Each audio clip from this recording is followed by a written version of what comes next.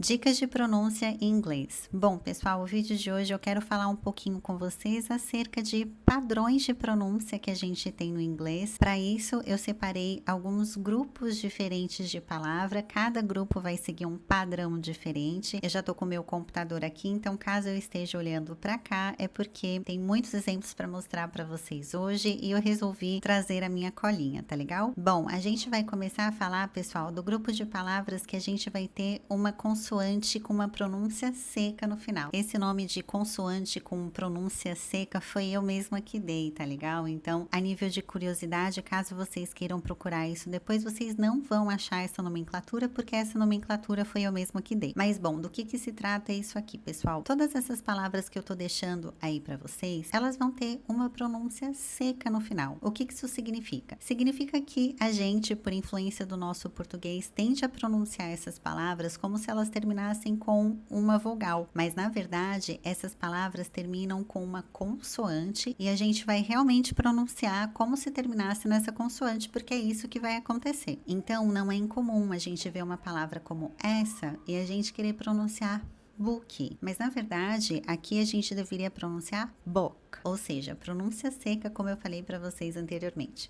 A mesma coisa vai acontecer com a palavra milk. A gente tem a tendência de falar isso aqui como se fosse milk, mas de novo, isso não vai acontecer. E isso vai acontecer também, pessoal, com palavras que terminam com vogal. Então, eu selecionei esses 3 exemplos para mostrar aqui para vocês.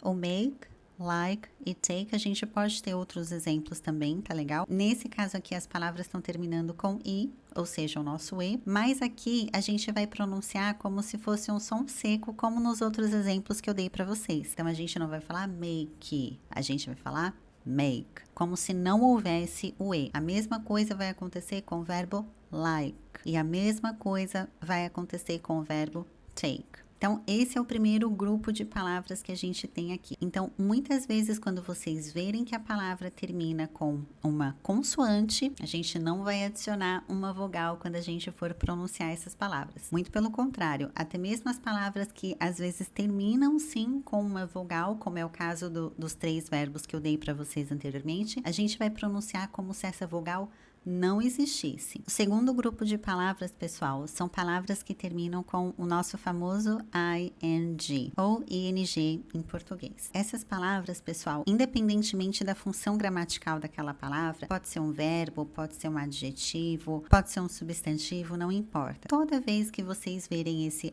ing, o de não vai ser pronunciado. Então a pronúncia correta aqui seria going, doing, working, studying, taking, walking, eating e assim por diante, tá legal? Então, vocês podem ignorar totalmente a presença do de. A gente vai pronunciar isso aqui como se ele não existisse. Agora, pessoal, eu quero falar de um grupo de palavras relativamente pequeno aqui, mas que eu resolvi selecionar porque são palavras que eu percebo que os alunos normalmente têm um pouco de medo de pronunciá-las, porque elas realmente parecem ser um pouco chatinhas, mas na verdade elas são bem mais fáceis do que a gente imagina. Então, são essas palavras que estão aparecendo aí para vocês, essas palavras que terminam com GHT. Bom, pessoal, essas palavras, como eu falei anteriormente, parecem ser chatinhas, mas elas são pronunciadas de uma maneira muito mais simples. Então, na primeira palavra que a gente tem, por exemplo, a gente vai pronunciar isso aqui como bought. Então, olhem só, bought. Aqui é como se a gente estivesse ignorando a presença do U, do G e do H, e a gente está falando somente bought. Para quem não sabe, bought é o passado do verbo buy, que significa comprar, ok? A mesma coisa vai acontecer com a palavra thought. Então, aqui a gente inclusive está ignorando as mesmas letras. A gente está ignorando o G, H, thought. No caso aqui, a gente está até ignorando os 2 Hs que tem na palavra. Tá legal? Thought é o passado de think, que significa pensar ou achar. A mesma coisa vai acontecer com a palavra brought. A gente, inclusive, está ignorando praticamente as mesmas letras, né? A mesma coisa acontece com a palavra fought e com a palavra sought. Então, caso vocês vejam essas palavras em algum momento, não fique intimidado por elas, porque elas são muito mais simples do que a gente imagina, ok? O próximo grupo de palavras, pessoal, é o nosso famoso TH. Então, tem algumas maneiras da gente pronunciar o TH, isso vai depender da palavra, mas esse grupo em específico que eu trouxe para vocês é um grupo que a gente vai pronunciar como se a gente estivesse com a língua entre os dentes. Esse é um som que a gente não tem em português, então eu sinto que muitas vezes os alunos ficam realmente inseguros para pronunciar esse som, porque como não é um som que a gente tem no nosso idioma, ele pode parecer um pouco desafiador mesmo, tá legal? Mas não tem segredo, pessoal, então o som que a gente quer aqui é literalmente como se a gente estivesse com a língua entre o dente. Isso não precisa ser uma coisa ostensiva, tá legal? Vocês podem fazer isso de uma maneira bem sutil. Então, com essa palavra aqui, por exemplo, think, 30, thanks, thought, thousand, Thursday. O que eu percebo que pode acontecer às vezes é que como a gente não está familiarizado com esse som, a gente pode ter a tendência de pronunciar isso aqui como se fosse um F. Então, ao invés de falar birthday, a pessoa pode falar birthday, como se fosse um F. E apesar de serem sons muito parecidos, pessoal, pode parecer antinatural. Tá legal? Então, aqui quando a gente está falando em termos de pronúncia, a gente está falando de detalhes no final das contas. Então, é claro que se a gente pronuncia esse som como se fosse um F, talvez a pessoa com quem a gente está falando não tenha muito prejuízo em termos de entendimento, mas pode soar um pouco antinatural, ok? A mesma coisa vai acontecer com palavras como healthy, something, anything, everything e assim por diante. O próximo grupo que a gente vai ter aqui, pessoal, é o grupo de palavras no qual a gente vai ter um O, mas a gente vai ter um som de A. Isso vai acontecer em palavras bastante comuns. Aqui não temos um grupo de palavras muito extraordinárias, não são palavras comuns e que a gente também tende a errar. Porque a gente tende a querer pronunciar conforme a gente lê. Então, por exemplo, nessa palavra, a gente vai pronunciar isso aqui como love. Como eu falei para vocês anteriormente, aqui a gente tem uma palavra que termina com a consoante I, mas o I não precisa ser pronunciado. Lembram que eu comentei com vocês no início do vídeo? Muitas vezes, quando a palavra termina com I, a gente ignora esse som. Então, o final vai ser um som um pouquinho mais seco. Essa pronúncia vai se repetir em palavras como mother, por exemplo. Another, nothing, Monday, come, some, done. Então, aqui, pessoal, nas 3 palavras finais, come, some e done, vai acontecer aquela mesma coisa que eu tinha falado para vocês anteriormente. Então, o I, ele não vai ter um som, a gente pode ignorar a presença dele aqui.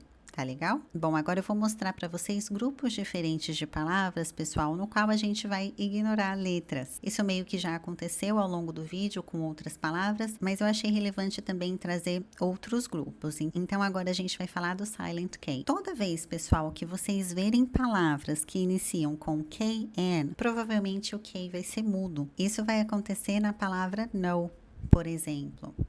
Knee é um outro exemplo. Knife, knock. Então, esse é um padrão bastante confiável. Aliás, todos os padrões que eu tô mostrando aqui para vocês são padrões muito confiáveis, tá? Então, toda vez que vocês verem palavras que começam com KN, provavelmente o K vai ser mudo, ok? O segundo grupo que eu quero trazer aqui para vocês são de palavras que a gente vai ter um T silent, ou seja, que a gente vai ter um T mudo. Então, palavras como listen, castle, fasten, whistle. Aqui a gente tá ignorando completamente a presença do T. A gente tem palavras, pessoal, como a palavra often, que a gente pode pronunciar ou não o T. Aqui realmente vai depender da preferência de quem fala. Normalmente eu não pronuncio porque eu me acostumei dessa forma, então eu sempre falo often, mas eu já vi muitas pessoas que pronunciam o T. Ok? Agora, com as outras palavras que eu falei para vocês, realmente o T nunca é pronunciado. A gente também tem um grupo de palavras em que o nosso L vai ser mudo. Então, são palavras como walk, talk. Aqui vai acontecer 2 coisas diferentes. Então, além da gente ter o L mudo, a gente vai dar aquela pronúncia mais seca no final que eu falei para vocês no início do vídeo, né? A mesma coisa vai acontecer com a palavra com, have, should, could, would. Aqui a gente tá, além de ignorando o L, a gente também tá ignorando praticamente a presença do O, né? Então, a gente não fala should, a gente fala should. A gente não fala cold, a gente fala could. E a mesma coisa com o nosso modal verb would. A gente não fala would, a gente fala would. O próximo grupo de palavras, pessoal, eu confesso que é um dos meus grupos favoritos, porque aqui eu sempre gosto de explicar para os meus alunos que a gente vai ter uma pronúncia que sobe e não uma pronúncia que desce. O que isso significa? Isso é muito claro na minha cabeça, pessoal, mas talvez não seja muito claro na cabeça de vocês. Bom, uma pronúncia que desce seria algo do tipo famous.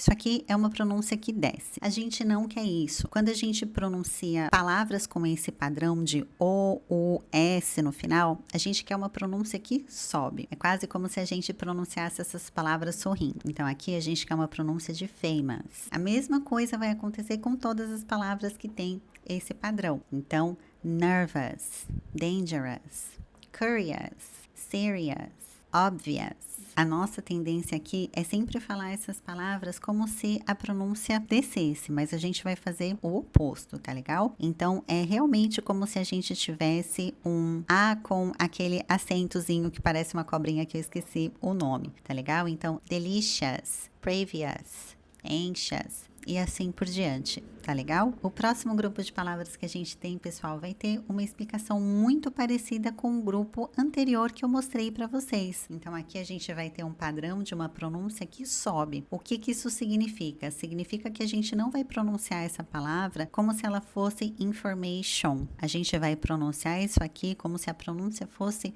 para cima, quase como se a gente estivesse sorrindo, muito parecido com o grupo anterior. Então, aqui a pronúncia vai ser information, education, communication. É claro que aqui eu tô dando uma ênfase maior para vocês perceberem como ficaria, tá legal? Mas vocês podem pronunciar isso aqui com mais naturalidade, que é exatamente o que eu não estou fazendo aqui, ok?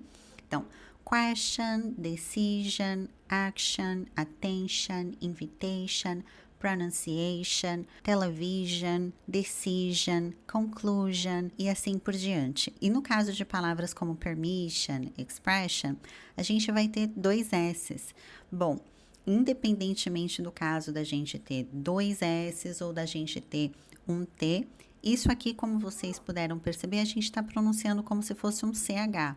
O som que a gente vai ter aqui é sh, ok? Então, imagination, motivation, invitation, action, option, attention, ok? A mesma coisa vai acontecer nas outras palavras que eu tinha falado para vocês anteriormente, permission e expression. Então, aqui a gente tem dois S's, mas a pronúncia vai ser de CH também. Ok? E bom, pessoal, é isso por hoje. É claro que eu teria muito mais dicas para falar para vocês, mas foi isso que eu selecionei para hoje.